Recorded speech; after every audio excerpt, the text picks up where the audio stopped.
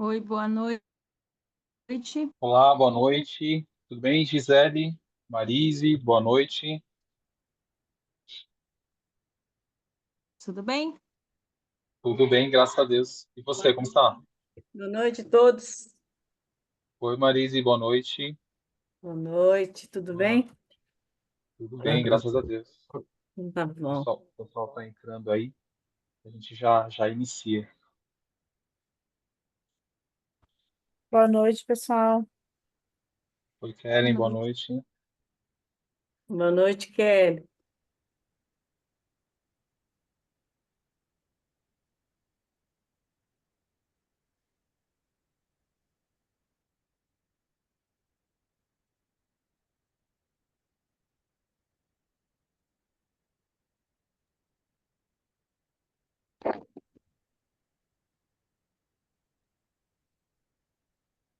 Oi, Tri. Oi, Pri.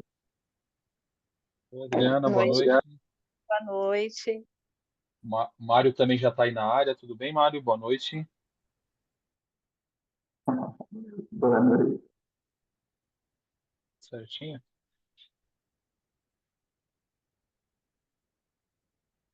tudo jóia com você, Pedro?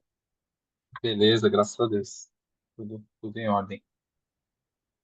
Já vamos.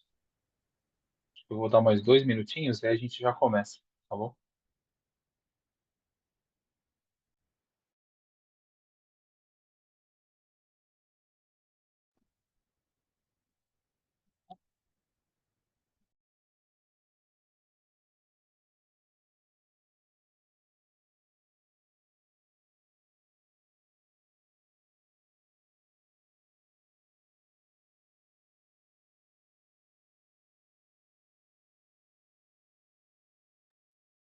O Ronaldo tá bem, Marise? Ele, graças a Deus, está melhor. Ah, Passou que o bom. dia daquela no hospital, a gente ficou até as 8 horas da noite lá na Francisco Morato, e ele, a pressão não Hum, abaixava de jeito nenhum. Ele já teve pressão alta, mas depois que ele perdeu os rins, começou a fazer hemodiálise, desapareceu a pressão alta e a diabetes. E agora, assim, de repente, eu não sei se é muito remédio que ele toma, também não sei. Tá tentando lá, fez bastante exames, e se o médico quer dar um tempo, porque ele, como ele toma muito remédio, não queria dar hum, remédio de pressão agora. Então, vai dar um tempo para hum, investigar, para ver direitinho se tem necessidade de tomar remédio para pressão mesmo. Mas ele uhum. está bem melhor, Entendi. graças a Deus. Ah, graças a Deus. Graças a Deus. Uhum. Vou mandar uma mensagem no grupo para ver se mais alguém vai participar.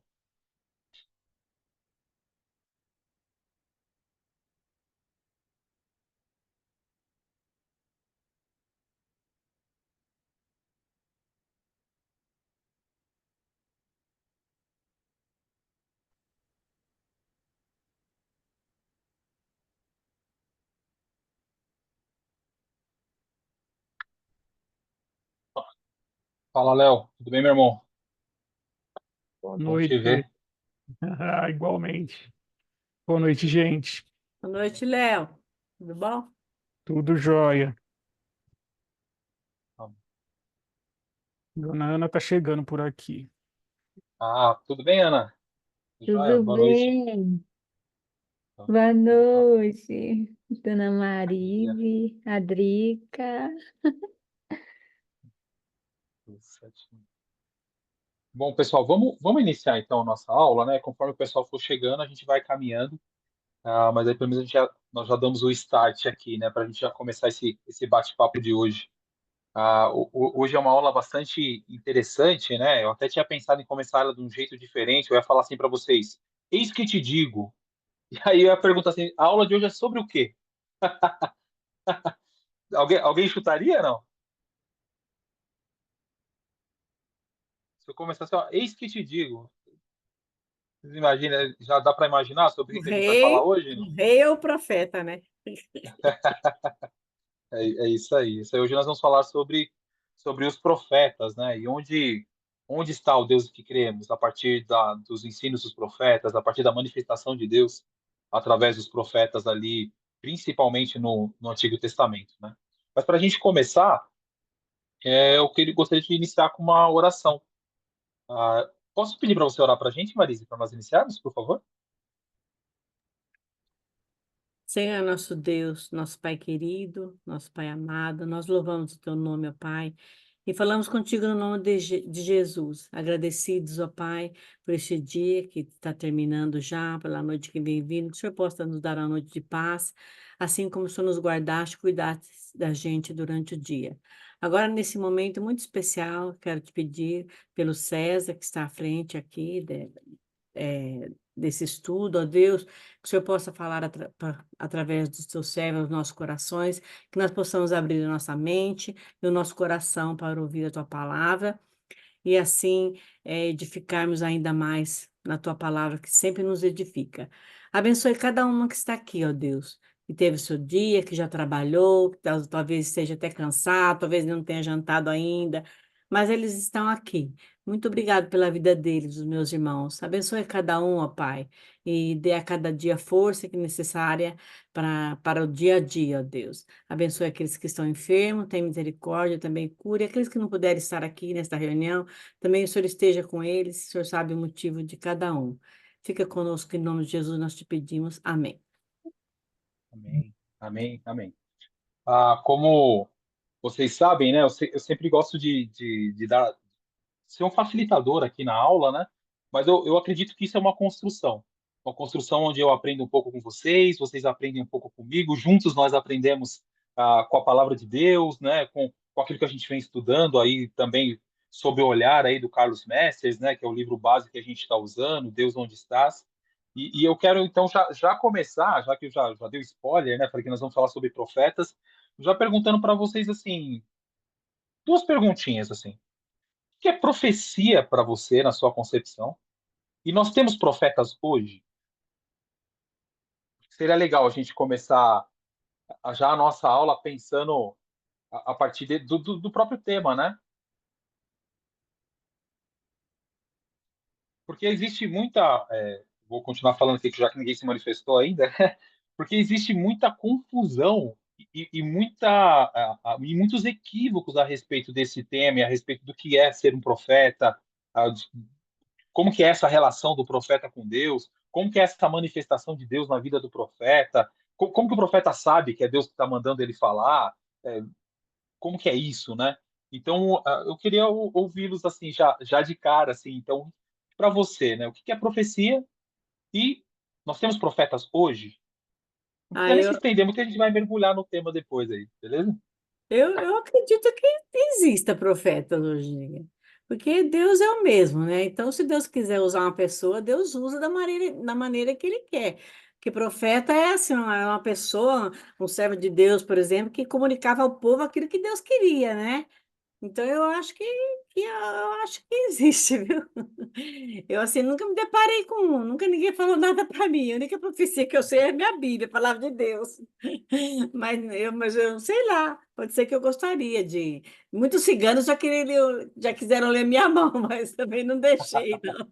Entendi, Mas eu acho que existe sim, viu, César? entendi. Boa, obrigado, Marise. Mais alguém se arrisca aí a falar para a gente um pouquinho? César, será que profecia seria o entendimento que uma pessoa tem acerca do que hoje a gente tem na Bíblia, que é a palavra de Deus? Pode ser, pode ser. Também pode ser vista dessa forma. Aí, a partir daí, ou partindo desse ponto, aí dá para dizer que hoje em dia ainda existe profeta. Sim, muito bom. Perfeito. É uma das visões que eu acredito que tenha algumas, para não dizer várias, Sim, mas eu acho sim, que sim.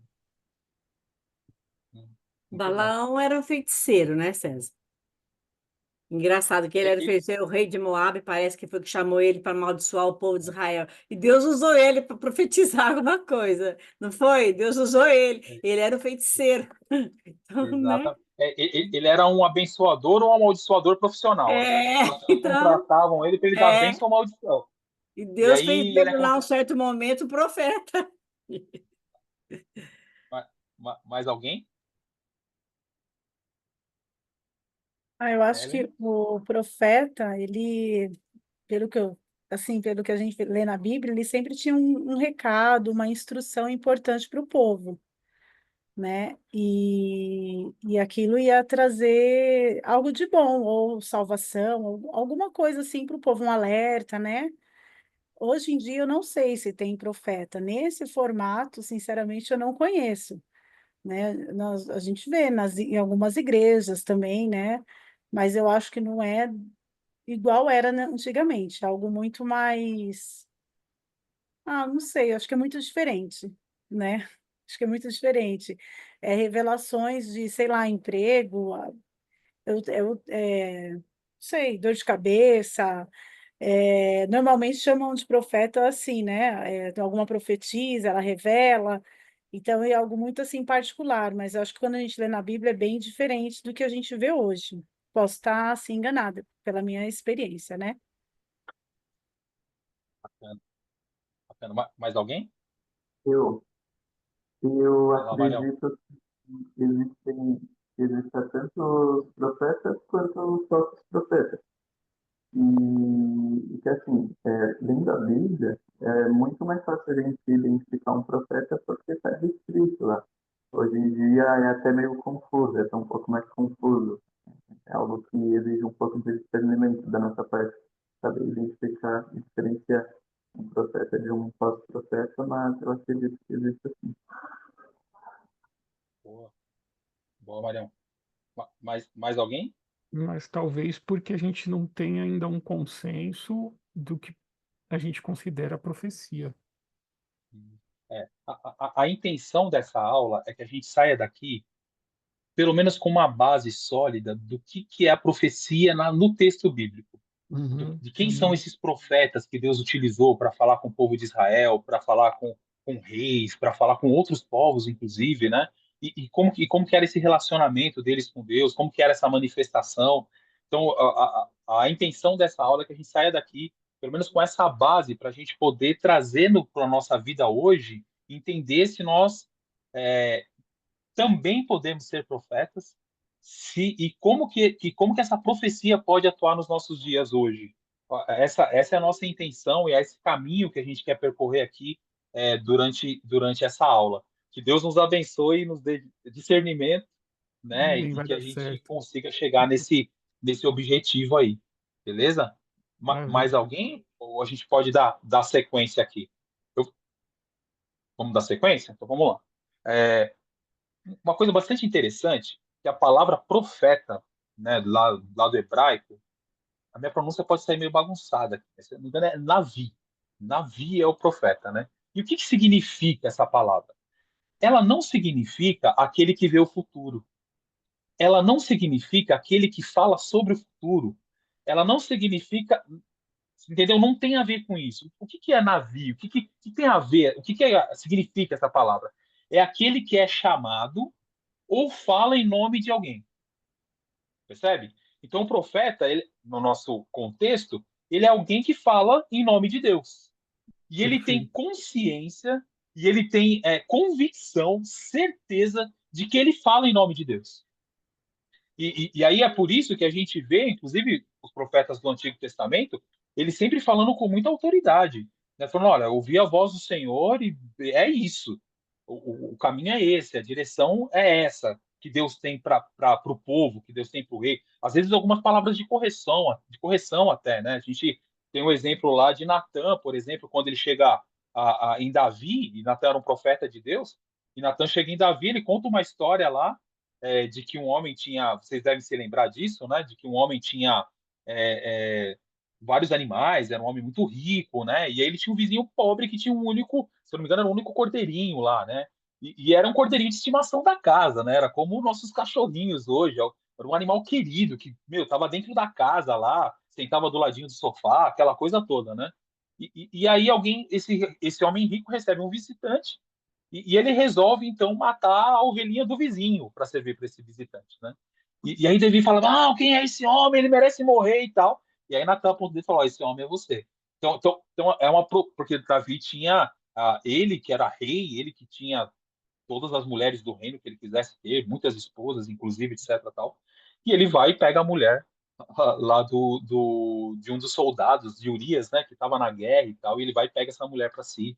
Depois ele faz toda uma armação para matar esse soldado, vocês conhecem a história. Então a profecia ela atua aí, né, nesse caso, né, não como uma previsão de futuro, mas como a fala de Deus de, olha, Davi, você precisa se corrigir porque você errou, né? Então a profecia ela também tem essa conotação, né? Então os profetas eles são esses mensageiros de Deus, né?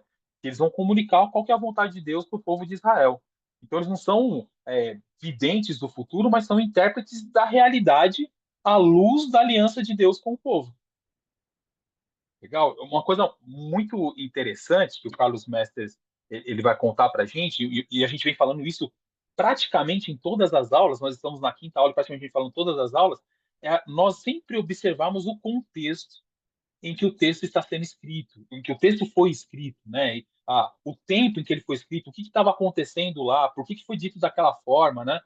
Se a gente for pegar, por exemplo, né, Amós, um dos profetas menores, aliás, acho que não sei se para vocês é interessante isso, né? Mas só para a gente ter a ideia conceitual da coisa dentro da teologia, assim, né? A teologia separa esses livros proféticos aí em profetas maiores e profetas menores. Ah, por curiosidade só, assim, alguém sabe por que tem essa divisão ou não? Será que maiores são os mais poderosos? O que vocês acham? Alguém se arrisca? Eu me É, Então, só para... arrisco, Vai pelo, lá. eu me arrisco a dizer que os profetas maiores são os profetas que a Bíblia tem um pouco mais de descrição. Tipo, as histórias são mais longas, os menores são aqueles livros um pouco menores, sabe? Que estão ali no final do Novo Testamento. É por aí, Marião. Por aí. No Vai final lá, do Velho Kelly. Testamento.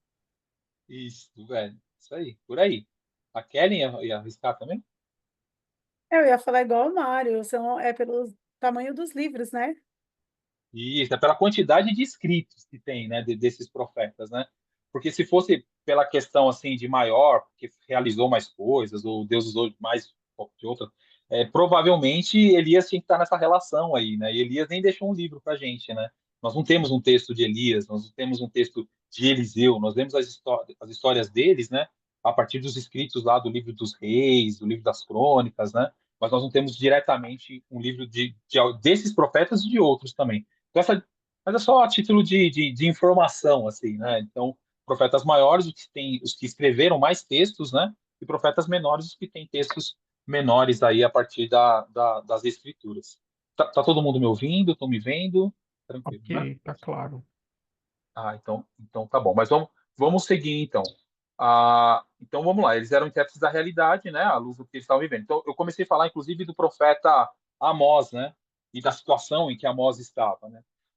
Para a gente entender bem a profecia de Amós, o que é interessante nós observarmos, né? O povo de Israel é um povo que, como a gente até viu em algumas aulas atrás, se eu não me engano com o pastor André, né? É o povo da libertação, um povo que passa por uma libertação que Deus faz. Eles eram escravos no Egito e Deus então liberta esse povo e leva para a terra prometida. E aí eles se estabelecem na terra prometida. E aí chega um tempo em que esse povo está vivendo uma certa prosperidade financeira. Assim, o povo está bem, tá tendo vários comércios, a plantação está indo bem, o cuidado com animais está indo bem. Só que qual que é o problema que começa a acontecer aí? O pobre ele começa a ser extremamente injustiçado.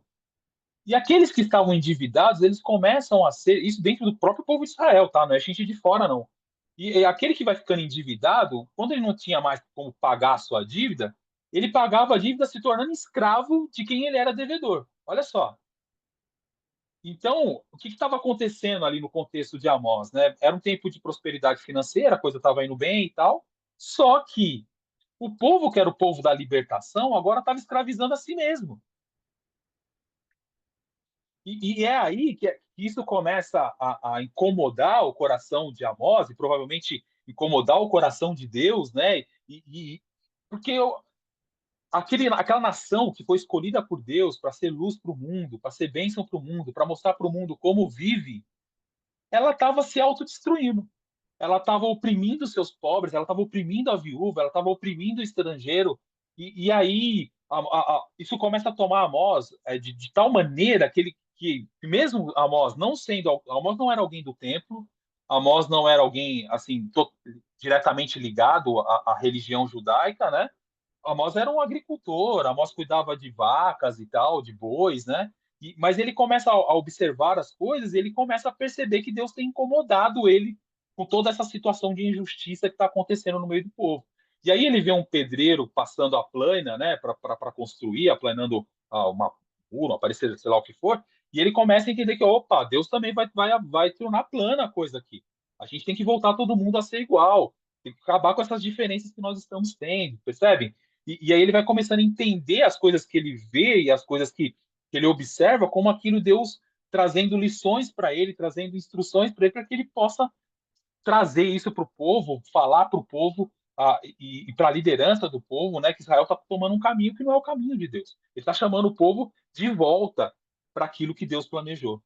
Entende? Então, a profecia de Amós ela ganha esses contornos, assim, né? Essa chamada de volta do povo para que o povo volte a cumprir a justiça, para que o povo volte a cuidar dos seus, para que, puxa, essa coisa de escravização não era nem para ter no meio do povo de Deus. E como está rolando isso, né? Então, um exemplo aí grande é o profeta Amós, de como Deus atuava, né? Nós não temos informações, assim, exatamente, né? De como cada um dos profetas tinha convicção de que Deus estava falando com ele, assim.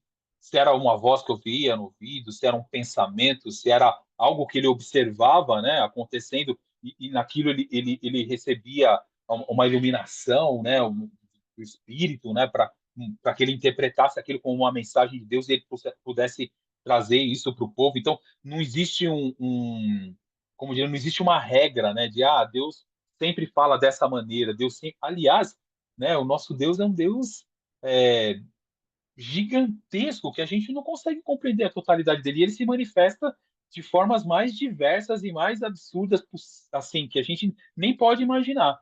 E é interessante tocar nesse ponto, e isso tem muito a ver também com a profecia, porque qual o movimento que foi acontecendo com o povo de Israel no decorrer da história, né? O povo sai lá do Egito, vai caminhando pelo deserto, e aí, quando ele está indo para a terra de Canaã, ele tem a impressão de que Canaã vai trazer segurança nesse relacionamento com Deus. E aí, chegando em Canaã, e ele se sentindo estabelecido, se sentindo seguro nesse sentido, e ele começa a se sentir seguro também com as festas que faz para agradar a Deus, com a realização dos cultos, né, dos ritos, com a questão de estar lá com a tenda, né, da presença de Deus, né, o tabernáculo de Deus está entre eles, e ele começa a se acomodar, e essas coisas que são externas, que deveriam simbolizar, que deveriam demonstrar a presença de Deus, que deveriam lembrar o povo daquilo que Deus fez por eles, elas começam a se tornar uma finalidade em si mesmas, entende? Então, o tabernáculo ele se torna mais importante do que a própria presença de Deus. Então, os rituais começam a se tornar mais importantes do que aquilo que Deus propõe para o povo de Israel fazer. Tanto é que na época de Amós, onde está acontecendo todas essas injustiças sociais, né, continua tendo o culto, continua rolando lá os sacrifícios, continua tendo sacerdote, continua, percebe? A estrutura religiosa, os ritos, os costumes, tudo estava acontecendo. Só que o povo tinha se distanciado daquilo que Deus queria e estava dando importância para o rito, estava dando importância. Vocês estão entendendo? E estava se distanciando daquilo que Deus realmente tinha proposto ao povo. Então, a voz profética é aquela voz que levanta e chama o povo de volta para aquilo que Deus planejou e fala: olha, esse ritual não tem mais importância, não, porque não é um ritual, é o que ele representa, não é o culto, é o que isso representa, não é o sacrifício, mas é o que isso tem que fazer com que a gente se lembre, isso tem que fazer com que a gente se aproxime de Deus. e não ser um fim em si mesmo. Não é porque a gente faz sacrifício que Deus está perto. Não é porque a gente tem o tabernáculo aqui que Deus está presente entre nós. Não. Se nós deixarmos a justiça, se nós deixarmos o amor, se nós. Pô, meu, não está valendo de nada. Não tá valendo de nada. Tanto que que um profeta vai dizer que Deus está até com nojo dos rituais, com nojo das festas. Deus está completamente descontente com todo esse arcabouço religioso que está acontecendo em Israel. E o profeta ele se levanta para lembrar, para chamar o povo de volta. Fala: olha, peraí, ah, nós não domamos a Deus. Deus é indomável. Não dá para a gente fechar Deus dentro do templo posteriormente, né, quando o templo é construído. Não é porque a gente tem o templo aqui com sacerdotes e tal que está garantida a coisa, não. A gente precisa viver esse Deus. A gente precisa ter esse Deus no nosso cotidiano, no nosso dia a dia, para além dos nossos rituais, para além daquilo que a gente oferece a Deus no templo. É a nossa vida, é o nosso dia a dia, como nós nos relacionamos enquanto sociedade, enquanto família, né, enquanto inimigos até, percebe? Então a coisa ela é muito mais profunda, né? Um outro exemplo, né, de profecia que nós temos, ah, até de um profeta também chamado de profetas menores, né, é o profeta Oséias. E depois até incentivo vocês a lerem o livro de Oséias, é um livro bastante que traz bastante lições, principalmente do amor de Deus. E o Messers ele vai dizer que, veja só, né? Oséias ele se casa com uma mulher, ah, e essa mulher resolve abandoná-lo para se prostituir. Pra se pro- Terrível, né? Terrível. E aí Oséias ele continua amando essa mulher. Ele continua amando essa mulher assim de uma forma desinteressada, de uma forma incondicional. E esse amor de Oséias traz essa mulher de volta. Traz essa mulher de volta para casa, restabelece essa mulher como esposa. E aí Oséias vai perceber que esse relacionamento de Deus com o povo dele é muito semelhante àquilo que está acontecendo na vida pessoal dele. Porque Deus tem um amor tão incondicional por Israel, Deus tem um amor tão incondicional pelo povo dele, que mesmo o povo dele se prostituindo, indo atrás de outros ídolos, indo atrás de outros deuses. Quando eu falo outros ídolos, não fica legal, né? Indo atrás de ídolos, porque Deus não é ídolo, né? Deus é Deus, né? Indo atrás de ídolos, indo atrás de outros deuses, abandonando todo o ensino que Deus havia deixado para que Israel fosse uma nação que pudesse mostrar para o mundo qual que é o projeto de Deus para a nação, qual que é o projeto de Deus para o homem. E aí Israel abandona tudo isso, dá as costas para Deus, mas mesmo assim, Deus continua amando incondicionalmente Israel. Deus continua amando incondicionalmente o seu povo e sempre está disposto a receber esse povo de volta por amor, por amor.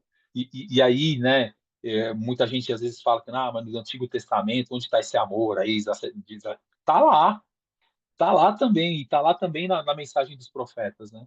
De que Deus tem esse amor que é imenso, nossa, que a gente não consegue nem entender, que a gente não consegue nem entender, a ponto de ser traído, mas ainda assim estar de braços abertos para quem o trai, mas ainda assim continuar amando quem o trai. Então, percebe que essa profecia também não tem a ver com o futuro, mas tem a ver em trazer um sentimento de Deus para com a gente, né? O amor de Deus que Deus tem para com a gente. Deus então fala em nome de Deus para demonstrar que Deus continua amando o povo de Israel, né? E que Deus continua chamando esse povo para perto. Agora tem um problema, né? Que acontece, que aconteceu tanto lá no passado, que acho que hoje talvez não aconteça, né? Sei lá, que são os falsos profetas. São aqueles que batem no peito e dizem que estão falando em nome de Deus, mas não estão. Inclusive, se a gente pegar o livro de Êxodo, se eu não me engano, é Êxodo, deixa eu ver se eu acho aqui nas minhas colinhas. Hoje em dia não tem mais não, né? Não, não acontece. Ah, que existe até uma palavra assim bem pesada de Deus contra os falsos profetas, né? Contra aqueles que falam em nome de Deus, mas estão falando por si mesmos, né? E essa questão da previsão de um futuro próximo era uma das maneiras que os profetas de Deus utilizavam para validar a sua mensagem, percebe? Então era aquela coisa assim, olha, se De ir Deus está manejando falando, em favor próprio, né? Não entendi, Léo. de ir manejando em favor próprio. Sim, sim, sim. E aí, só que o que acontece? Os profetas de Deus, os profetas verdadeiros, né? Ah, várias vezes, em vários textos, nós vamos observar que eles até fazem algumas previsões próximas, assim, né? Ah, se eu não me engano, é Jeremias que profetiza, né? Quando vai cair a cidade, eles vão ser levados cativos, né? E aí tem uma série de profetas, né, considerados profetas, homens que falam em nome de Deus, que estão indo para o rei e falando, não, rei, se alia aí com o rei do Egito, que nós vamos vencer, mano. Nós não vamos ser superados por esse império que está vindo aí, não. Deus já nos deu a vitória, irmão. Levanta a cabeça, Deus nos pôs por cabeça, não foi por cauda. E tá, isso que te digo, né? E aí o Jeremias vai falar assim, pessoal, peraí, né? Deus não está falando nada disso, não. Meu, vamos se arrepender, vamos voltar para Deus, porque eles vão nos levar cativos. Se a gente não se arrepender, se a gente não ouvir a voz de Deus, a gente vai cativo, a gente vai ficar fora desse lugar, nós vamos ser levados para outro lugar. É isso que vai acontecer com a gente.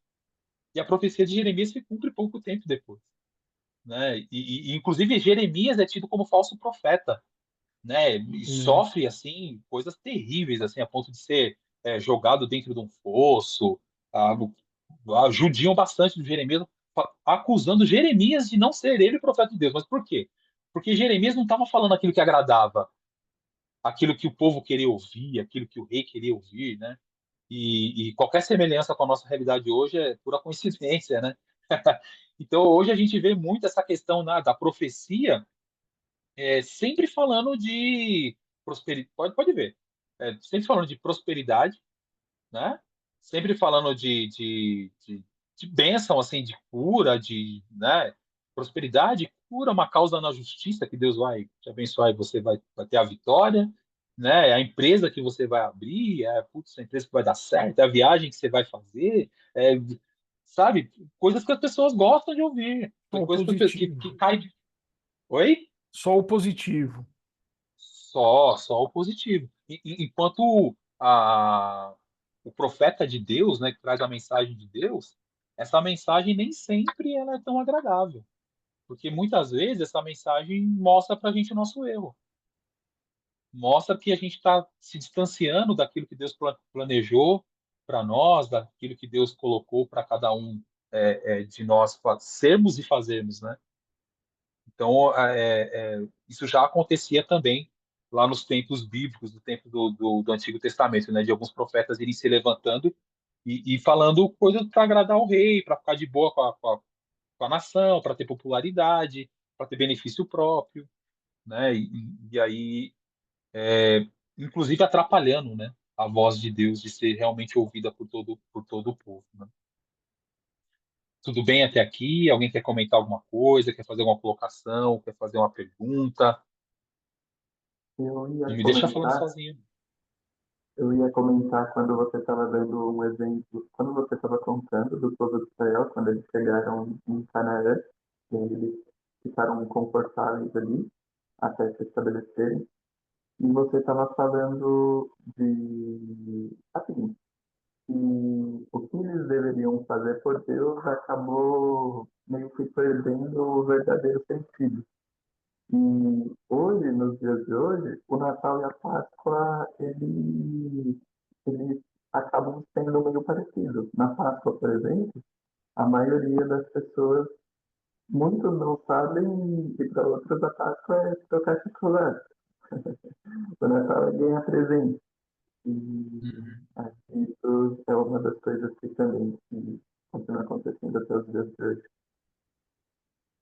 Sim, sim, exatamente. É a ilusão da segurança em coisas, em rituais, em costumes, entende? Em festas, em ajuntamentos. Ah, isso tudo traz uma falsa segurança se eles forem fins em si mesmos. Se a Páscoa é uma festa que é um fim em si mesma, ah, ela perde o sentido, né?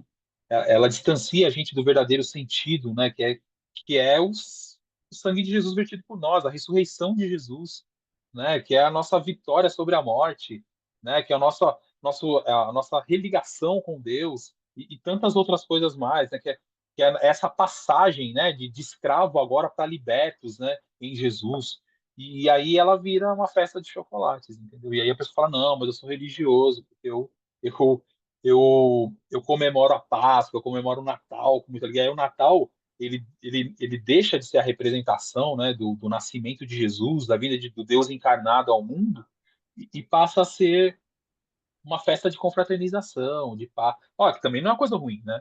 De paz entre todos os homens, de afetos, né? Tem tudo a gente lembrar de quem a gente ama, de estar perto de quem a gente gosta, e de celebrar por isso, de se presentear. Não é ruim, percebe? Mas só comemorar o Natal não nos leva para perto de Jesus, Sim. percebe? Eu tenho uma amiga que ela é cristã e algumas vezes ela compartilha algumas anotações da Bíblia dela comigo. E uma das anotações que ela compartilhou há um tempo falava sobre o dia do descanso. E nessas anotações falava que, assim, que a gente precisa, que é importante a gente tirar um dia para descansar e dedicar esse dia a Deus. E quem acaba meio se distraindo ou não trabalhando e nem dedicando esse dia a Deus, acaba tipo, sendo pior do que aqueles que trabalham. Entendi. Ela guarda o sábado, é isso? Isso. Não, ela não guarda o sábado, só que a anotação falava sobre o período em que o povo de Israel guardava o sábado. Era uma anotação que estava feita no Antigo Entendi. Testamento e falava que aquelas pessoas que acabavam tipo, meio que destacando ou se distraindo, ao invés de Entendi. dedicar o dia do descanso a Deus, era pior do que aqueles que trabalhavam no dia do descanso. Era muito menos sobre isso. E Entendi. como nos tempos de hoje, as pessoas que acabam é, dando um outro sentido para o Natal, para a Páscoa, acabam tipo, sendo piores do que aqueles que não acreditam no meu raciocínio. Entendi. Entendi. Na verdade, aí existe um equívoco duplo, né? Se a gente for pensar bem, né? O próprio Jesus, né, no seu ministério aqui, demonstrou isso, né? A, a importância. Deus fez o sábado, Deus fez o dia de descanso para o homem, não o homem para o dia de descanso, né? A gente não serve o sábado. O sábado nos serve. E o sábado aqui entenda por dia de descanso, por tempo de descanso, por tempo, inclusive, de adoração, de serviço, de adoração a Deus, etc. Tal. É, nós não somos escravos dessas coisas, e não é isso que vai aproximar a gente de Deus, né? Não é o fato de eu estar na igreja no domingo o dia todo, de repente, ou em todos os cultos, e não fazer mais nada no domingo que vai me aproximar de Deus. É importante estar na igreja, é importante a celebração, é importante o culto, para eu crescer, para eu ter comunhão com os irmãos, para eu celebrar a Deus junto com outras pessoas. Tudo isso é muito importante, isso me traz crescimento, isso também me aproxima de Deus. Mas não é só isso. E não é isso externamente, é isso acontecendo a partir de dentro de mim, entende? Eu, Então, assim, mesmo que eu esteja descansando, por exemplo, poxa, o domingo tá cansadão lá de manhã, não fui para a igreja, fiquei em casa descansando. Então é pior, é melhor ter ido trabalhar. Sabe? Não é isso, né? O descanso também tem a sua importância, também tem seu lugar, né? Então é quando a gente começa a tornar o que é externo, né? O que a gente faz assim, como isso que nos liga a Deus, como isso que nos leva para Deus. E aí os profetas vão vir, né? E dizer o seguinte, né? Não é isso, não é o dia santo, não é a festa, não é a celebração que você faz, não é, é a vida toda. É o dia a dia, inclusive o trabalho, inclusive o descanso. Tudo isso é importante, tudo isso tem seu lugar. Fala, Marcos. eu concordo com você e eu acho que talvez eu não tenha dito como eu gostaria de ter falado. Mas, por exemplo, você citou aí o domingo, você está muito cansado. Mas seria menos pior você, por exemplo, ir para a igreja do que você tirar o dia jogando videogame. Enfim, acho que a gente pode continuar essa conversa outro dia, porque eu não estou conseguindo me expressar muito bem. Mas A gente pode deixar para outro dia e seguir o tema de hoje. Não entendi. O texto que você leu falou que era menos pior. É isso, né? Que, que era pior você não ir. Como que é? Peraí, agora eu me confundi. Que era você tipo, separar um dia para adorar a Deus, celebrar a Deus e tal, e não fazer, ficar descansando, isso era pior do que você nem separar esse dia. É isso, É, mais sim, ou menos. fazer. Entendi. Mas percebe, o foco está no dia. Não Não, eu tá. não entendi. Você pode repetir? Hã? Repete, por favor. Não, eu falo assim, pelo que eu entendi que você colocou, que esse texto estava dizendo, né? Que quando você separa um dia para servir a Deus, de repente o sábado, por exemplo, como o povo de Israel fazia, né? Então era o dia do Senhor, né? E aí você separa esse dia, mas ao invés de você ir para uma celebração, para um ajuntamento da comunidade de fé, você fica em casa descansando. Isso é pior se você não tivesse separado esse dia. Era melhor que você tivesse trabalhado. É isso? Ah, sim, É isso, né? sim. Então, aí percebe como é importante a voz profética, porque é o seguinte, né? Por que Deus estabelece o sábado, por exemplo, né? Alguém se arrisca? Por que Deus estabelece o sábado lá, desde o Gênesis e tudo mais? Alguém me ajuda aí? Isso? Eu arriscaria dizer que, para além do repouso, do descanso, para que você também tenha um momento de contemplar Deus. Acho que é algo nessa linha, nesse sentido. O- Por mais que sou estranho isso, o descanso é importante para nós. E Deus estabeleceu o descanso para nós. E Deus também está no descanso. Deus também está no ócio. É claro que eu estou falando de uma forma saudável, tá, gente? Vai passar o resto da semana agora, que eu não vou trabalhar. Não é isso que eu estou falando, né? Ah, só um Mas dia só. Deus estabelece tudo que a gente aprende ali no Gênesis, no Êxodo, nas leis, é a forma como Deus gostaria que nós fôssemos, né? Enquanto homens, enquanto mulheres, enquanto sociedade. Né? E é importante para a gente ter descanso.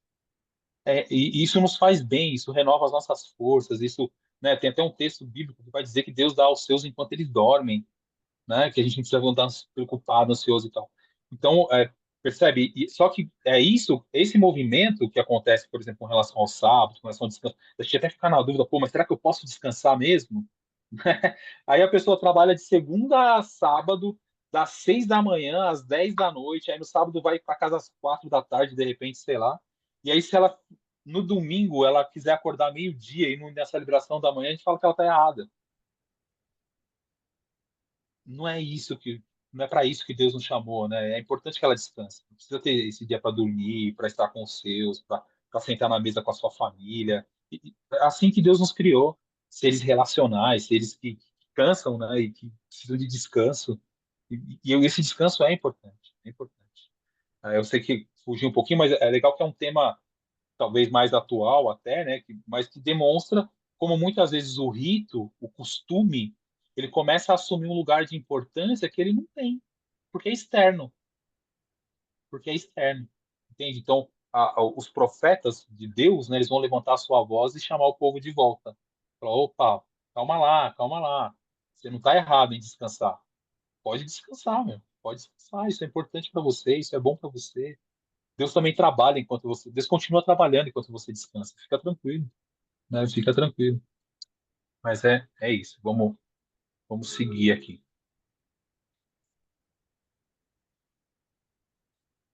Então, vamos lá. Aí, se a gente, para a gente ir avançando um pouquinho, né? É interessante a gente pensar no nosso contexto a partir dessa ideia, né? E desse, desse pensamento que nós viemos desenvolvendo até aqui, né? Com relação aos profetas e como que eles vinham atuando ali no povo de Israel, no Antigo Testamento. É interessante a gente vir para hoje, né? Para aquelas nossas primeiras perguntas lá, né? Então, existe profecia hoje nesse sentido, né? O que vocês acham? Vamos ver quanto a gente conseguiu caminhar. Eu acho que sim, porque se profecia é falar em nome de alguém, e a gente tem hoje homens e mulheres que falam, por exemplo, em nome de Deus, então existe profecia. E, por consequência, existem profetas. Sim, sim. Exato. Por aí mesmo. E aí, é até interessante, né? Porque dentro desse contexto existe um chamado para nós. Vocês concordam? Sim, Enquanto discípulos de Jesus, né? Existe um chamado para nós hoje de sermos essa voz profética no mundo que a gente vive, dentro do contexto que a gente vive, né? E aí, o que é ser essa voz profética, né? O que é ser essa voz profética? Dentro dos exemplos que eu peguei aqui, né, de Amós e de Oséias, é a voz que denuncia a injustiça, certo? É a voz que denuncia quando o povo está se distanciando de Deus e está se apegando só a ritos e costumes, né? É a voz que, inclusive, chama a própria igreja para voltar para o evangelho da cruz, para voltar para o evangelho de Jesus, para voltar para aquilo que foi vontade de Deus, para aquilo que Deus estabeleceu a igreja, né? E semelhante ao povo de Israel, a igreja ela é povo de Deus, né? Hoje, né? A igreja universal de Cristo na Terra, né? Ela é povo de Deus. Então a gente tem as nossas responsabilidades enquanto esse povo de Deus, né? Nós somos os chamados para sermos luz e sal no mundo, né? E quando a igreja deixa de ser luz e sal, Deus levanta os seus profetas para chamar a igreja de volta. Hoje a gente vê um movimento assim na igreja evangélica brasileira. A gente tem uma grande massa, né? A gente tem uma grande quantidade de vozes, né? De igrejas gigantescas, de templos suntuosos, né? De igrejas no sentido terreno, assim, de templos tal, poderosas, né? Com muito dinheiro, com muito recurso, com muita coisa e tal, mas está sendo povo de Deus? Está sendo luz? Está sendo sal? Está trazendo, tá sinalizando o quê, né? Está sinalizando o reino de Deus ou está sinalizando o seu próprio reino? O que vocês acham a respeito disso? E aí é onde, às vezes, poucas vozes, e até vozes que muitas vezes esses grandes tentam sufocar, estão gritando que, opa, peraí, não é isso que é evangelho, não. Né? Até usando a expressão que eu usei no início, brincando, né? Eis que te digo, né? Não é para isso que você foi chamado. Nós fomos chamados para demonstrar o amor de Deus no mundo, para lutar contra as injustiças que acontecem no mundo, inclusive dentro da igreja. Inclusive dentro da igreja. Né? Alguém de, quer de comentar onde, de alguma onde eu, coisa? de onde eu vim, eles sinalizam o próprio evangelho e, e em favor próprio, é, enfim, Uhum, é o próprio uhum, evangelho. É o que eu é, estava falando de manusear em favor próprio. Pega a palavra sim, e manipula ela em favor próprio. E aí vai uhum, criando, vai desenvolvendo e sim, é poderosa, igual você colocou, é grande, está em todo lugar e dizendo que é obra de Deus e dizendo que é profeta e dizendo que Deus está falando, enfim. uhum. E não é. Terrível, né? Terrível, terrível. Eu posso E, comentar uma coisa rapidinho? por favor, fique à vontade. Desculpa. Deixa eu me apresentar. Eu sou a Gisele, né? Eu sou da IBAB. Oi, Estou aqui oi, a Gisele. convite do Anderson. Alegria ter Estou você com fazendo, a gente, viu? tô fazendo parte aí do estudo com vocês. Estou gostando bastante.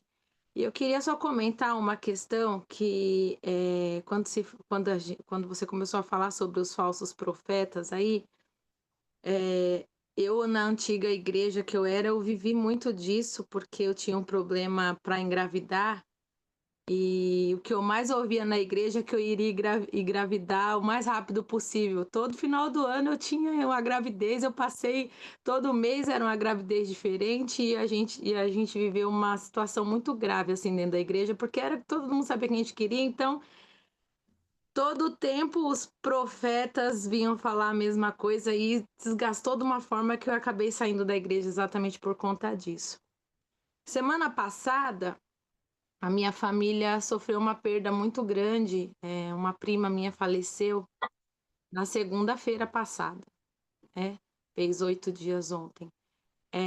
No domingo, minha mãe foi para a igreja a qual uma das filhas dessa minha prima faz parte dessa igreja. E tamanha irresponsabilidade que hoje eu vejo e ainda enxergo diante disso, que o pastor no púlpito começou a profetizar e disse que Deus mandava dizer mesmo, estava trazendo cura e que ia existir um grande milagre na vida da minha prima e que ela ia se levantar o mais próximo dos dias. E no domingo mesmo à noite, o culto acabou umas 8 e pouca, antes das 10 ela faleceu.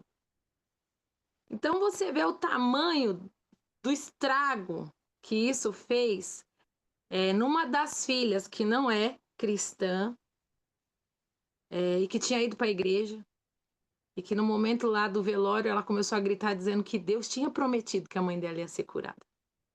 Que Deus tinha prometido, Deus tinha falado ontem, Deus falou. Ontem você falou, ela gritava desse jeito no velório. Ontem você falou, Deus, que ia curar minha mãe, que ia trazer a minha mãe de volta. E olha aqui onde ela tá. Eu não aceito. Que Deus é esse? Você mentiu para mim. É muito grave isso, é muito sério, dói demais, sabe? Porque assim, você escutar as pessoas falando em nome de Deus com tamanha irresponsabilidade. Porque você profetizar cura diante das pessoas, todavia seja feita a vontade de Deus. Isso tem que ser muito bem claro e específico, porque não está nas nossas mãos e não tem como dizer que esse homem ouviu de Deus que ele ia curar, porque não foi. Porque Deus não é homem que minta, nem filho do homem para que se arrependa do que disse, sabe? Então é uma irresponsabilidade tão grande, mas tão grande. Isso me feriu tanto. E no fim eu sentei junto com elas e eu orei com elas, conversei com elas e disse que a vontade de Deus era boa, perfeita, agradável e não acrescenta dores. E muitas vezes a gente pensa que essa falta de dor que nós estamos sentindo, como assim Deus não acrescenta em dor? Deus não acrescenta em dor nela, porque era ela que estava sofrendo. Era ela que ia ficar em estado vegetativo se ficasse viva, porque ela ficou mais de 20 minutos, quase meia hora, sem oxigenação no cérebro quando teve o infarto. Então o médico já tinha falado que se ela ficasse viva, ela teria muitas sequelas. Então Deus não acrescentou dor na vida dela. O milagre estava sendo feito na vida dela. O Senhor curou naquele momento, tirou a dor dela. E era isso que a gente tinha que crer. E eu acho que é isso que a gente tem que ter responsabilidade em falar, sabe? E não usar o nome de Deus dessa forma em vão, porque isso é usar o nome de Deus em vão. Isso é colocar palavras como ditas de Deus que não são. Então é uma irresponsabilidade muito grande. E essa questão de cura, essa questão de prosperidade, eu acho que prosperidade ela vai um pouco além, e isso já se prega há muito tempo em várias igrejas, mas eu acho que a questão da cura é uma coisa muito grave e que as pessoas brincam demais em nome de Deus. De Acho que fato, era isso. de fato. Isso, né, Gisele? Muito. E acredito que é nesse momento em que a gente tem mesmo que ter uma voz profética e falar em nome de Deus, que, olha, essa não é a voz de Deus. Esse homem não fala por Deus. Ele é falso, ele é mentiroso, ele é um canalha. Que a Exatamente. realidade é essa, né? É um charlatão. Uma atrocidade dessa, né? Porque é o que, Exato, né? porque na verdade era o que a família queria ouvir. Era o que as Claro. pessoas queriam ouvir. Era o que as pessoas queriam vivenciar. Todo mundo quer vivenciar um milagre desse tamanho, né? Desse porte. Mas não era a voz de Deus naquele momento. Não era o que Deus tinha para nossa família naquele momento. E isso acrescentou em mais a dor delas. Porque você Com cria uma certeza. esperança no coração de um filho, sabe? Em perder uma mãe tão jovem. Minha prima tinha 49 anos de idade. né? As filhas com 23, 25, 27 anos. Então, perder a mãe é bem complicado. Muito complicado. Muito complicado. Eu, E, eu percebo por isso que no início eu falei que hoje em dia é difícil ver profetas, né? Pelo menos eu não vi ainda um como nós lemos na palavra, né? Mas são profetas que jogam com a sorte. Eles dão uma palavra, exatamente. como você disse, que a família quer ouvir, porque quem não quer ouvir isso, quem não quer a cura, né, para o seu querido, e se der certo, ele vai ser o espiritual, o próximo de Deus, né? Ele vai ter o status ali perante a igreja, do homem de Deus, né? E se der errado, ele brincou com a vida de uma pessoa. Eu também já presenciei um velório assim, que foi profetizado o que um bebê ia sobreviver, né? E a mãe fez a mesma coisa. Ela falou: olha, você não. Ela mostrava para a pessoa que profetizou e falou: "Ó, você falou que ia viver. E agora?" Né? E aí depois é só Jesus mesmo para trabalhar nos corações para reverter isso, né?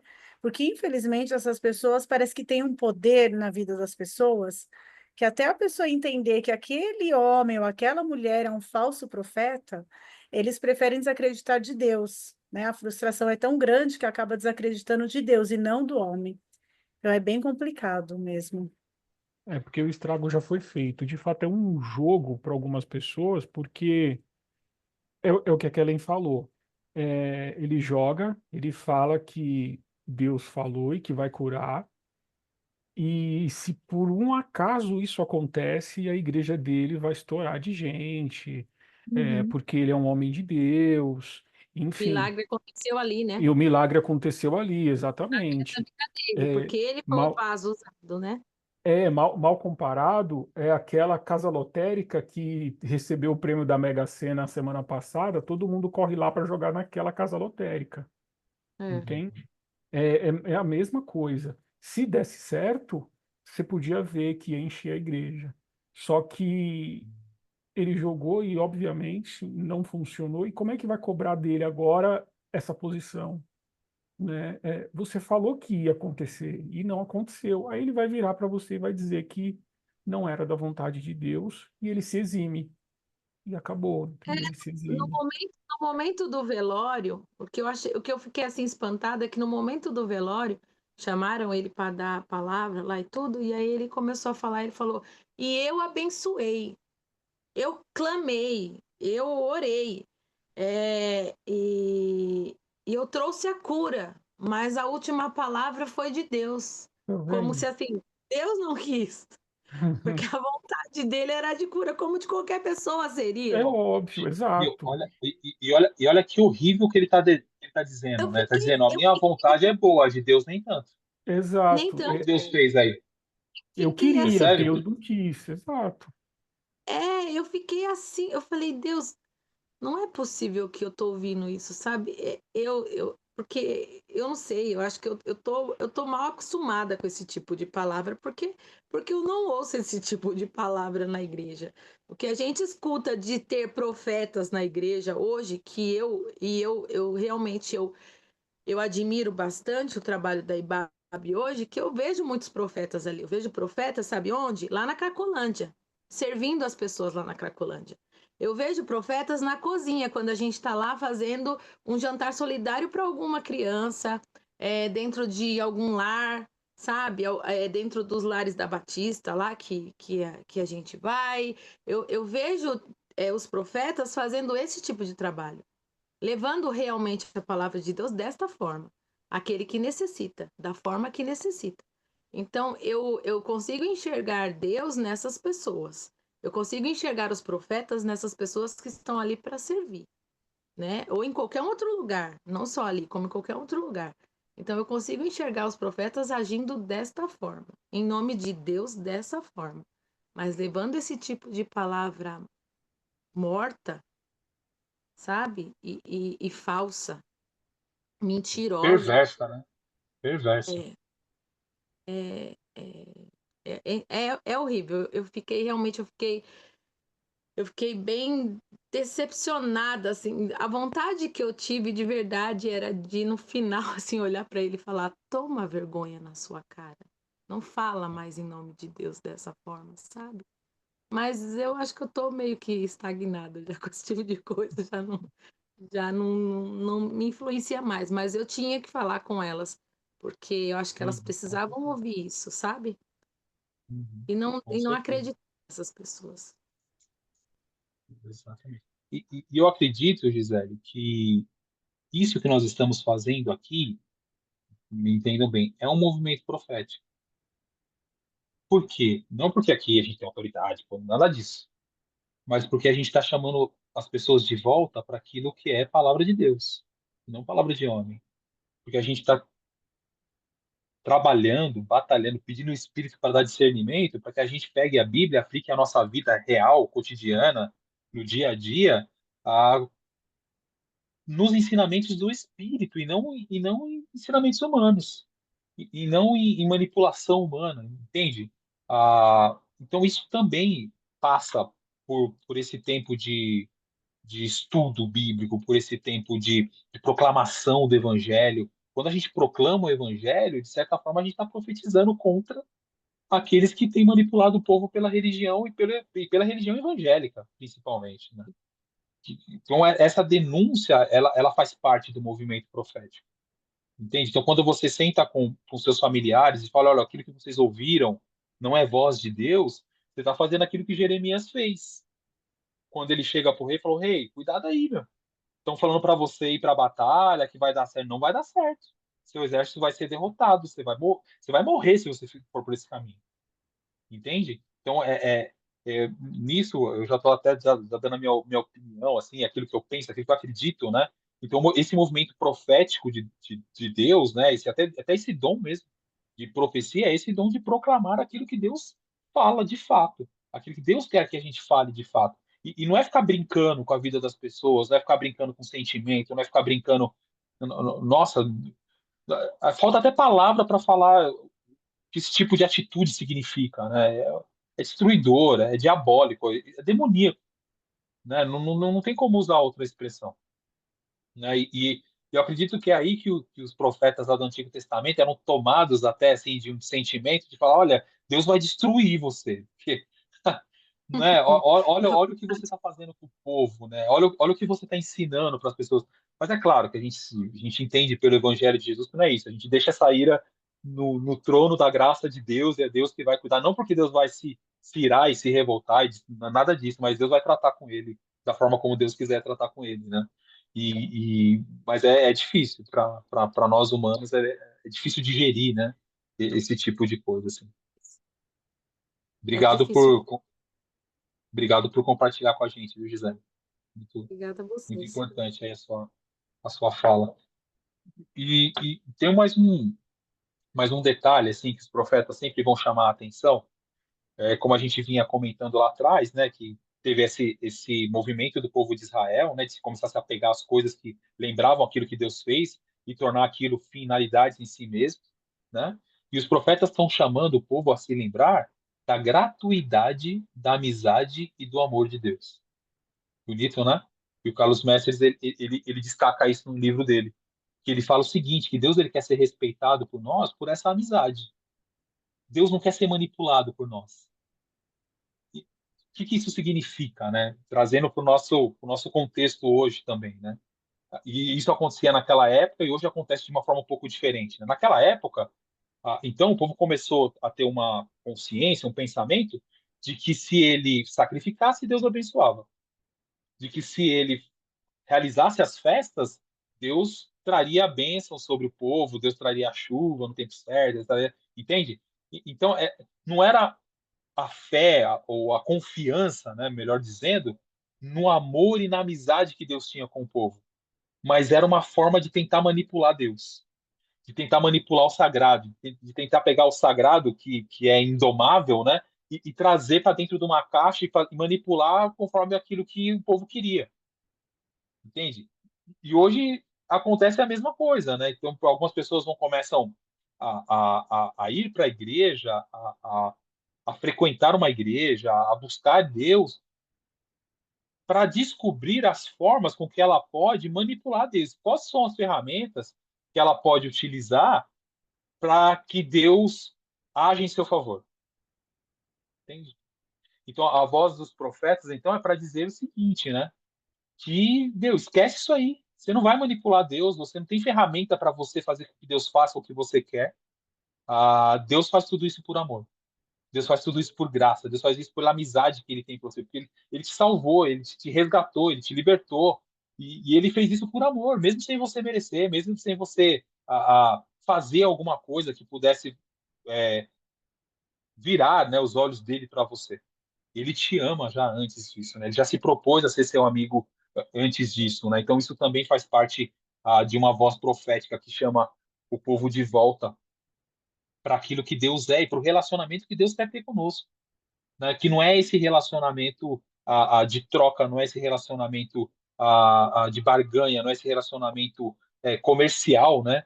Em que alguém dá uma moeda em troca de um favor, alguém paga alguma coisa em troca de outra situação, por um serviço, por algo que quer e tal. Não é esse tipo de relação que o homem tem com Deus. E lá atrás, o povo de Israel já estava também dentro desse contexto aí. Falou, não, a gente está fazendo a nossa festa, estamos fazendo o nosso sacrifício, nós estamos fazendo o nosso culto, nós estamos fazendo a nossa adoração, a gente traz o dízimo de tudo, né? Só que, e nas relações? E no amor? E no cuidado? E no praticar a justiça? E como a Gisele falou, né? E no estender a mão para quem está lá na Cristolândia, ou para quem está, de repente, agora aí na sua rua, né? Dormindo ao relento lá, com fome e tal.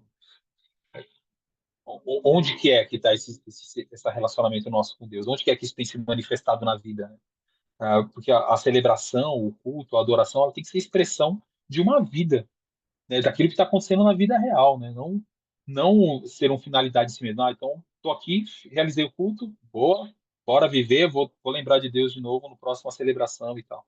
Então, os profetas também erguem essa voz, assim, lembrando para os homens que Deus está comprometido com a gente, comprometido em nos amar, comprometido em cuidar de nós, comprometido em andar com a gente, apesar até das situações aí que a gente enfrenta, né? Inclusive como É, essas que a gente ouviu, né?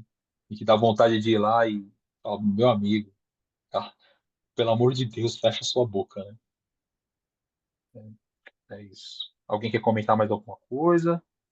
e uma Fazer mais dúvida. alguma coisa? Pois não. Você falou que aquilo que a gente faz não tem um poder de mudar o coração de Deus. Né? Tipo, treinar, eu vou ir na igreja, eu tô abençoado. Não, tipo, não é assim que as coisas funcionam. Só que lá atrás, quando Israel saiu do Egito para ir para Canaã, eles levaram 40 anos para fazer um percurso que seria é, concluído em 3 dias, 3 meses, 3 semanas, não me lembro, mas foi muito menos tempo. E, e a Bíblia diz que,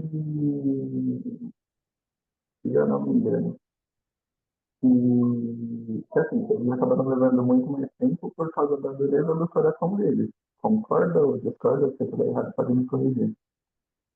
Não, o texto ele vai dizer exatamente isso, né? De que o povo ficou andando esse tempo todo no deserto e por conta da sua rebeldia.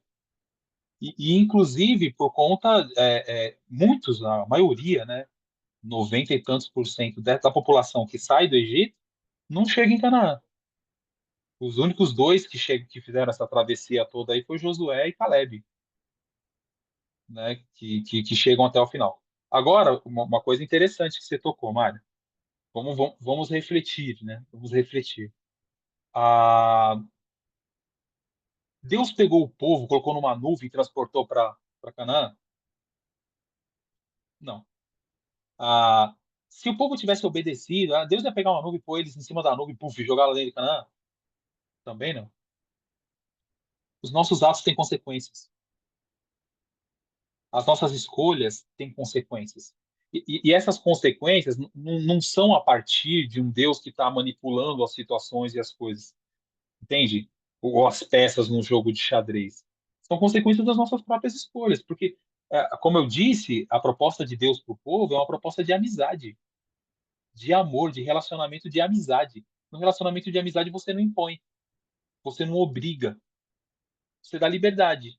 Só que toda liberdade pressupõe responsabilidades. Então as nossas ações, elas têm consequência, né? Então o povo fica dando voltinha lá no deserto, em consequência das ações deles mesmos, das escolhas que eles vieram fazendo no deserto, nessa caminhada que eles tiveram. Não foi só por conta de rituais, não foi só por conta de costume, entende? Mas você vê que era um povo que tinha o coração tão endurecido, né? Que Deus está mandando maná para eles todo dia, e chega um momento que eles falam assim: ah, eu queria comer a codorninha lá do Egito. Saudade da cebola, saudade da. Você acha que esse povo estava indo para frente? Ou estava atrasando a viagem? E, Entende? para você, existia alguma possibilidade deles não precisarem levar 30 anos? Existia alguma possibilidade deles fazerem essa chegada? Eles realmente fizeram? Porque, como você disse, acho que só José e Caleb fizeram na Terra Prometida. Mas para você, existe alguma possibilidade do povo que saiu do Egito fizer em Canaã? Tipo, algo que eles poderiam ter feito diferente? Deixa eu ver se eu entendi essa pergunta. Você está me perguntando se, para mim, se eu acredito que eles teriam a possibilidade de ter encurtado esse caminho, é isso? Enquanto povo, ou de terem todos chegado? É E isso? depois concluído essa trajetória. Se eles tivessem seguido adiante, sempre, sem ficar perdendo tempo com muitas coisas que eles perderam tempo, sem ficar brigando entre si, sem ficar cobiçando as coisas dos povos por onde eles passavam, provavelmente eles teriam chegado antes. Porque assim, o que eu acredito, é a minha opinião, tá? Assim, né, tá que você perguntou, né? Deus, ele intervém na história. Eu acredito nisso. Deus interveio na história do povo de Israel libertando, Deus interveio na história da humanidade, né, para trazer Cristo, né? Mas essas intervenções de Deus, elas não são individualizadas, assim, sabe? Entende? Quando Deus age na vida do Mário, Deus age na vida do Mário para que o Mário abençoe outros, entende? Então essas intervenções de Deus não são para acariciar o ego do Mário, não são para o Mário se sentir o cara, entende? Eu não sei se eu estou conseguindo fazer entender o meu raciocínio, né? Então, quando a maioria do povo lá começa a, a querer voltar atrás, começa a desanimar no caminho, começa a achar que precisa de um bezerro de ouro, porque afinal de contas Moisés subiu o monte e não desce, mas a gente precisa de um Deus que a gente veja. Ele só vai atrasando a viagem. Quanto tempo você acha que demorou, né, naquele tempo lá atrás, né, para trazer todo o ouro que tinha de todo mundo, para derreter tudo aquilo, para fazer um bezerro de ouro, para ter um artífice para fazer aquilo e não sei o quê. Olha o tempo que isso deve ter demorado já.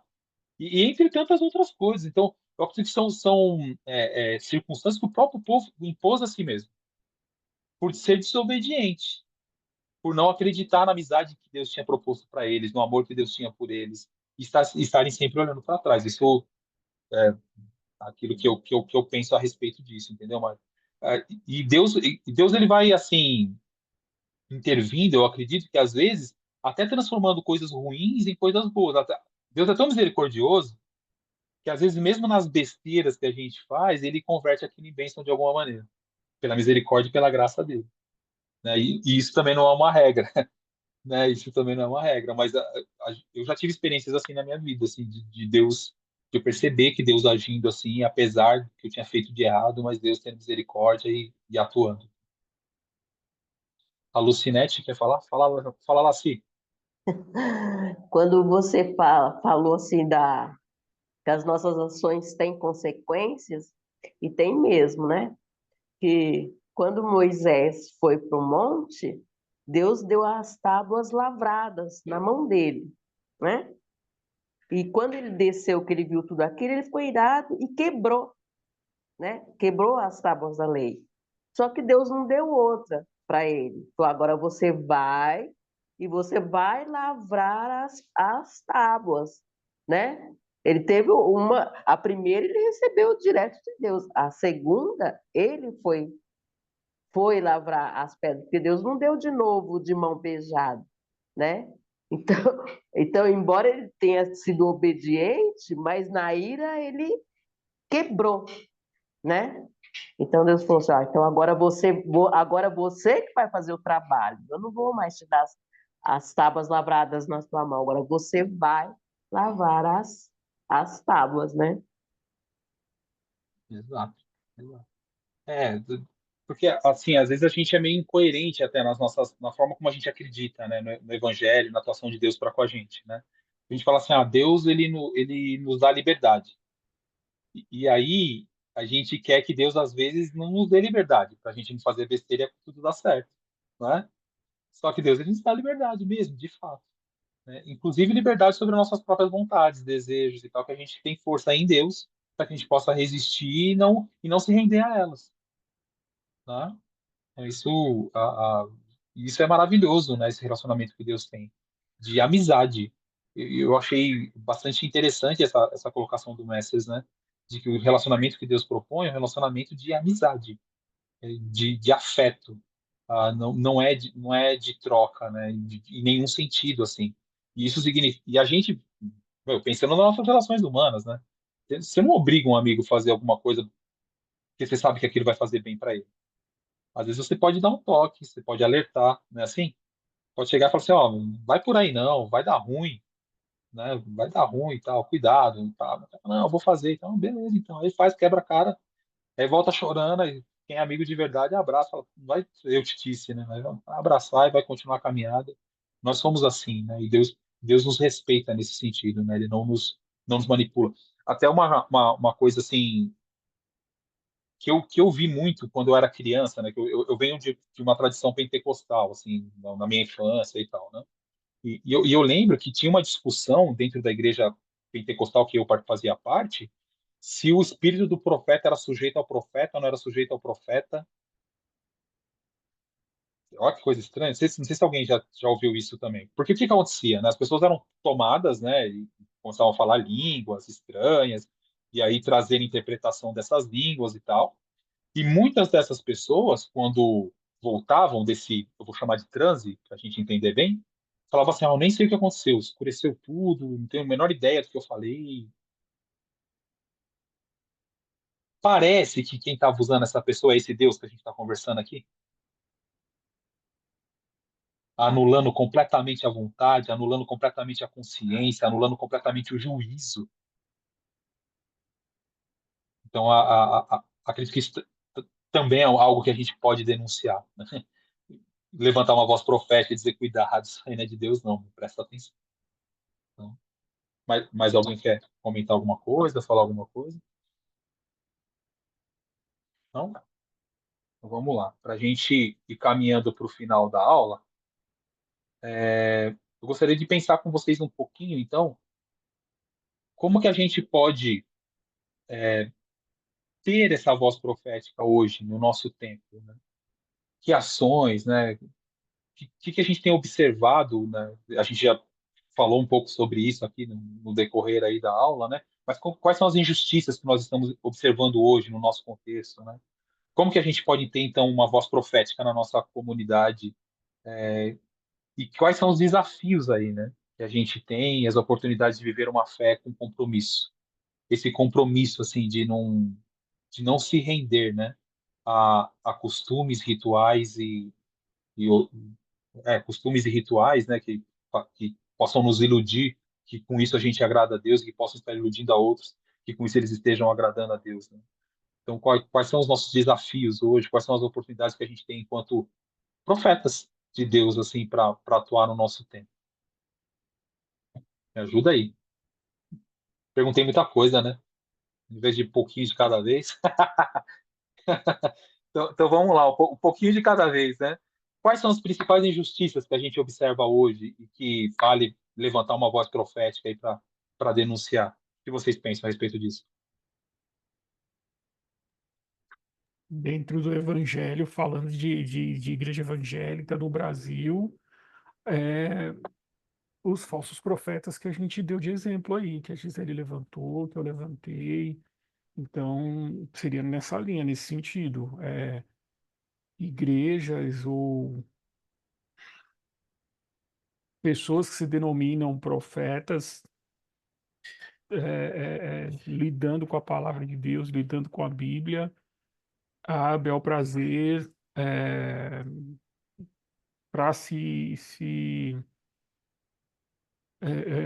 beneficiar, para comercializar, enfim, é, é, seria uma das coisas a denunciar. Ótimo, muito bom. Mais alguém? Tem mais coisas aí que acho que a gente pode observar em nosso tempo que precisam que alguém se levante, né? E que nós nos levantemos, né? E a gente possa chamar o povo de volta à justiça de Deus, né? Mais alguém? Eu vou dar uma Eu acho dica. que os shows gospel também, assim, os levitas, que antigamente eram chamados assim, né? Que adorava a Deus, hoje os louvores estão estranhos, né? Pega-se uma frase de 4 palavras, 5, repete-se 30 vezes e fica naquele você, você, você, que eu acho tão abominável chamar Deus de você. Acho tão desrespeitoso e é tudo tão, né? Você e tal. Eu acho que isso também se tornou um comércio muito grande, né? As pessoas têm feito shows e ganhado muita grana e em nome de Deus só. Eu acho que quando se acumula muito, aí não dá certo, né? É tudo muito Com certeza. só para a pessoa e nada para Deus, assim. Então, acho que é o comércio em tudo, né? É da toalhinha ao show, a, a água, é tudo muito, muito comercializado hoje nas igrejas. Tem E até isso a que igreja você tocou. cobrando entrada, né? Então é estranho isso. Tem Vai igreja ter com um, área VIP. vai ter um culto, Tem ter um igreja com culto, área VIP. sabe? É complicado isso aí. Eu acho que isso tá complicado, E, bastante complicado. e aí vocês percebem que exemplo bacana, né? Vocês percebem como qualquer um de nós aqui pode levantar a voz e dizer, olha, não é para isso que Deus levantou a igreja. E Deus nos chama Sim, de volta para aquilo que Ele nos constituiu para ser no seu corpo, que é para quê? Ser sal e luz no mundo. O que isso significa, né? Que a gente possa trazer o reino de Deus, finalizar o reino de Deus no mundo. Que reino de Deus que é esse? É um reino onde há justiça, é um reino onde a gente estende amor para o pobre, é um reino onde a gente estende amor para o cansado, para o aflito, onde a gente acolhe quem está sofrendo, onde não há diferença de classes, onde não há diferença de, de cor, onde não há diferença de sexo, não há diferença nenhuma, onde todos são iguais, né? E falar isso é palavra de Deus. Pode falar com convicção no coração, meu irmão, que isso é palavra de Deus, né? Só que infelizmente a gente vai parece que às vezes a gente vai se fechando, né? E eu não estou falando aqui para a gente sair confrontando igrejas, querer parar culto, não é nada disso, mas que a gente proclamar o evangelho de Jesus e proclamar a verdade do evangelho de Jesus, que é esse evangelho de graça, de misericórdia, que é esse evangelho onde não é benefício próprio, mas é benefício para todos, né? Que sai tanto dessa lógica que a gente está vendo hoje em dia, né? A, a Gisele comentou, estava lembrando, tem um amigo que ele é guitarrista, um amigo muito querido, e ele teve uma época, há muitos anos atrás, aí, talvez mais de década atrás, ele estava tocando com um grupo gospel muito famoso, né, que vendia muitos discos, gravava DVD, aquela coisa toda e tal. E aí, num dos ensaios, uma menina que estava cantando desmaiou. Olha isso. Uma menina desmaiou, estava cantando. E aí foram acudir, acolher, e não sei o que lá. E aí que foram descobrir que essa menina estava passando fome. E ela tinha vergonha de falar isso, e ela não se sentia à vontade de pedir socorro no meio da comunidade de fé, no meio do povo de Deus. eu lembro que esse meu amigo quase saiu da igreja nessa época aí, porque ele ficou extremamente frustrado, decepcionado, assim, revoltado, porque falou, meu, como que pode um negócio desse? Né? Como que pode? As pessoas estão 3 vezes, 4 vezes na semana ao lado dela. Ninguém nunca percebeu que essa menina tá passando dificuldade a esse ponto de estar passando fome, de estar fraca, né? Porque não come. Então, é, é, esse é o problema que a gente precisa talvez denunciar, né? Que a gente precisa levantar a voz e dizer, olha, e que a gente pode agir, mais do que falar, denunciar, agir diferente disso, né? Que a gente pode se preocupar com quem serve com a gente na comunidade de fé, né? Quem está do nosso lado, para saber se ele está bem, se realmente está bem, né? Não aquele está bem assim de pro forma, né? Ah, tá tudo bem, tudo bem, tudo bem. Então. Mas tá bem mesmo, meu irmão. Como tá as coisas, como tá o trabalho, como tá a família, como tá a vida, né? Como tá esse coração aí, né? E ouvir atentamente e buscar fazer alguma coisa para fazer diferença na vida dessa pessoa, para ser realmente reino de Deus, para ser realmente corpo de Cristo, né? Então, eu acredito que e aí vai, né, gente? Eu acho que puxando essa linha aí tem tanta coisa que a gente pode fazer, né, para cumprir esse chamado profético de Deus para a sua igreja no mundo, né? Que é de reverter. Onde há injustiça, a gente levar a justiça. Né? Onde está rolando mentira, a gente levar a verdade. Onde está rolando um engano, que a gente possa chamar as pessoas de volta para Deus, para a verdade de Deus. Né? Então, acho que vai bastante por esse caminho aí. Mas eu falo demais, né, gente? Falo que eu quero que vocês falem, eu não paro de falar, né? Mas alguém quer comentar alguma coisa, quer fazer Quero uma falar uma colocação? coisa que a Gisele falou aí, ela falou sobre que ela vê os profetas alimentando, indo atrás das pessoas, né, que estão na rua, os dependentes químicos, né? Também eu acho que é isso. O que falta muito também, às vezes a gente convive com a pessoa, até mesmo na igreja, mas às vezes não se preocupa com o que a pessoa está passando. Sabe? Então eu olho para você, acho que está tudo bem com você, está tudo bem com quem é do lado, tá tudo bem. Mas às vezes aquela pessoa, às vezes ela dá de entender alguma coisa, a gente tem que conversar, falar, tá tudo bem com você e tal. Então acontece isso, né? Às vezes dentro, como estava falando da própria banda lá, a moça estava passando necessidade. Será que ninguém da banda percebeu que ela, né? Se está convivendo, está ensaiando junto direto, é muito estranho, eu acho muito estranho isso, sabe? Ser profeta é isso também. Se você conhece a palavra de Deus, Deus manda a gente ajudar o pobre, visitar o preso, não é isso? Então, a gente tem que Uhum. começar a se preocupar, né? Tem que começar a ser profeta nessa área aí. Profecia, a gente conhece a Exato. profecia, a gente conhece a profecia. Então, vamos Uhum. profetizar a profecia, não é? Exatamente. Exatamente. Acho que é o desafio que fica para nós hoje, né? De sermos profetas de Deus, né? De levantarmos não só a voz profética, como um movimento profético que denuncia a injustiça, que luta contra o ódio, que luta contra a falta de amor, que luta contra a falta de cuidado de uns pelos outros na igreja, que proclama o evangelho de Jesus, que não se rende e não se dobra, né, a esse evangelho mundano, porque é isso que está acontecendo, né? Existe um evangelho mundano, onde é tudo para mim, para mim, para mim, e esquece, né, que nós somos um corpo, que a gente vive em comunidade. Ah, olha, que Deus nos abençoe, porque o desafio é grande, né?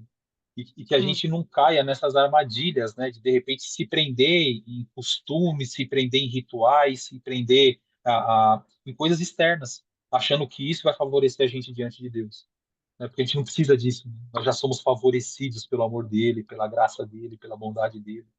E a gente não deve esquecer disso jamais, a gente deve proclamar isso aos quatro ventos, assim, com toda a nossa força, né? Sem temer, sem temer.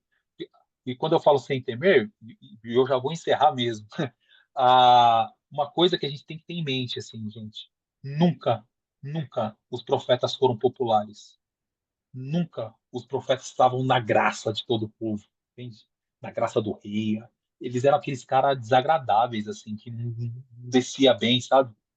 Porque eles estavam sempre chamando o povo de volta para Deus e apontando aquilo que estava sendo, que estava acontecendo de errado, de injusto, de distanciamento que o povo estava tendo de Deus. Então, assim, né? Se tiver algum, vem batendo no peito aí falando que é profeta, mas tem 50 milhões de seguidores, cuidado, presta atenção, né? Parece que não tem muito a ver com os profetas de Deus, assim, que normalmente estão na impopularidade, estão na contramão, né? De todo um sistema, inclusive de um sistema religioso. Oi? Não sofre perseguição. Aí tem alguma coisa estranha, né? É uma coisa assim. É isso aí. Gente, muito obrigado pela presença de cada um de vocês. Eu espero que a gente minimamente aí tenhamos conseguido atingir esse objetivo da aula de hoje, a gente entender o que é essa questão de profecia, de quem são os profetas, de como que Deus atua ainda hoje, né, através de profetas que ele levanta no mundo, aí na comunidade de fé, e desse desafio de nós nos colocarmos para sermos também profetas de Deus. Amém? Amém. Obrigado. Foi muito boa a aula, Tess. Deus abençoe Deus- você. Continue te abençoando. Amém. Amém. Beijão, beijão no coração de vocês. Um Amém. ótimo Boa restante noite. de semana. Que a graça, a paz, a justiça do nosso Deus esteja sobre nós, Amém. através, se expanda no mundo através de nós, né? E apesar de nós, tá bom? Tchau, Beijão a todos gente. vocês. Amém. Boa Boa noite, noite. gente. Tchau, Boa tchau. noite. Tchau, gente. Boa noite.